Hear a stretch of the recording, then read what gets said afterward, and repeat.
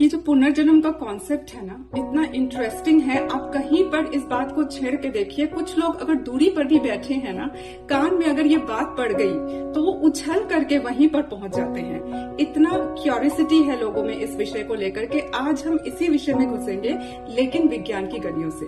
सबसे पहले देखते हैं कि सोल, आत्मा और इलेक्ट्रिसिटी, इन दोनों में क्या सिमिलैरिटी है। जब तक इलेक्ट्रिसिटी एक तार से बहती है, वो तार जो है वो गर्म रहता है। तार ठंडी हो जाती है जब हम इलेक्ट्रिकल सप्लाई को बंद कर देते हैं। ठीक उसी तरीके से जब तक शरीर में प्राण है, आत्मा है, तब तक शरीर गर्म रहता है, उसके बाद ठंडा पड़ने लगता है। शरीर में जब तक प्राण है तब तक शरीर चलता है, नहीं तो बंद हो जाता है उसका चलना। ठीक उसी तरीके से मशीन भी जो है वो इलेक्ट्रिकल सप्लाई से चलती है। इलेक्ट्रिकल सप्लाई आपने बंद कर दी तो मशीन भी चलना बंद कर देता है। तो इस तरह से अगर देखा जाए ना, तो सोल में और इलेक्ट्रिसिटी में एक बड़ी सिमिलैरिटी है। इलेक्ट्रिसिटी एक एनर्जी का फॉर्म है, और इस लिहाज से देखें तो हम सोल को भी एनर्जी का फॉर्म कह सकते हैं, क्योंकि यही वो एनर्जी है जो हमारे शरीर को चलाती है। अब आ जाइए फर्स्ट लॉ ऑफ थर्मोडायनेमिक्स में। फर्स्ट लॉ ऑफ थर्मोडायनेमिक्स क्या कहता है? ये लॉ कहता है कि एनर्जी क्रिएट नहीं कर सकते, डिस्ट्रॉय नहीं कर सकते, एनर्जी को हम ट्रांसफर कर सकते हैं एक फॉर्म से दूसरे फॉर्म में। तो रिबर्थ में भी तो यही होता है। एक शरीर को छोड़ करके आत्मा जो है वो दूसरे शरीर में जीवन धारण करती है। तो कहीं ना कहीं क्या first law of thermodynamics rebirth की बात को सपोर्ट नहीं कर रहा है? ये भी एक सोचने वाली बात है। अब आते हैं इस विषय पर कि उदाहरण क्या मिल रहे हैं हमें जीवन से।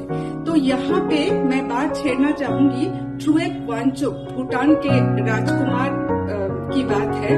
वो जो है 824 साल बाद उनका पुनर्जन्म हुआ है। इस बात को लेकर के यूट्यूब चैनल में वीडियोस भी आए हैं, मैं उसका लिंक यहाँ पर दे दूंगी।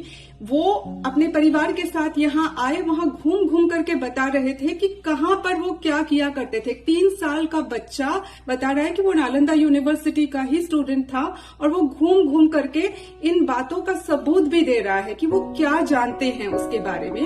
तो इस तरह के किस्से जब दिखाई देते हैं, इस तरह की घटनाएं जब समाज में दिखाई देती हैं, तो इंसान सोचने पर मजबूर हो जाता है, कुछ तो है जो हमारी डिस्कवरी से बाहर है। मतलब उसको हमने डिस्कवर नहीं किया है, इसका मतलब ये नहीं कि वो चीज है ही नहीं, है ना। तो यहाँ पर एक चीज की तरफ ध्यान जाना बहुत जरूरी है कि बहुत सारी बातें ऐसी है जिसे प्रकृति ने, जैसे यूनिवर्स ने ना हम लोगों के हाथ में नहीं छोड़ा है। यूनिवर्स ने, नेचर ने उसे अपने हाथ में रखा है। जैसे खून हम क्रिएट नहीं कर सकते, हमें किसी दूसरे से ही लेना पड़ता है। मतलब ये एक ऐसा एरिया है जहाँ पर हमारी दखलंदाजी नहीं चलेगी, वहां पर हमको सरेंडर करना पड़ता है। तो वहां पर ना एक योगियों वाला माइंडसेट रखना पड़ता है कि ये जो यूनिवर्स है वो एक लेबोरेटरी की तरह है, और हमारा जो शरीर है ना वो एक एपरेटस है, एक साधन है। जो भी यूनिवर्स में दे रहा है उसे हमको एक्सेप्ट करना है। ये एक्सेप्ट करने वाली जो मानसिकता है ना, यही सरेंडर करने वाली मानसिकता है।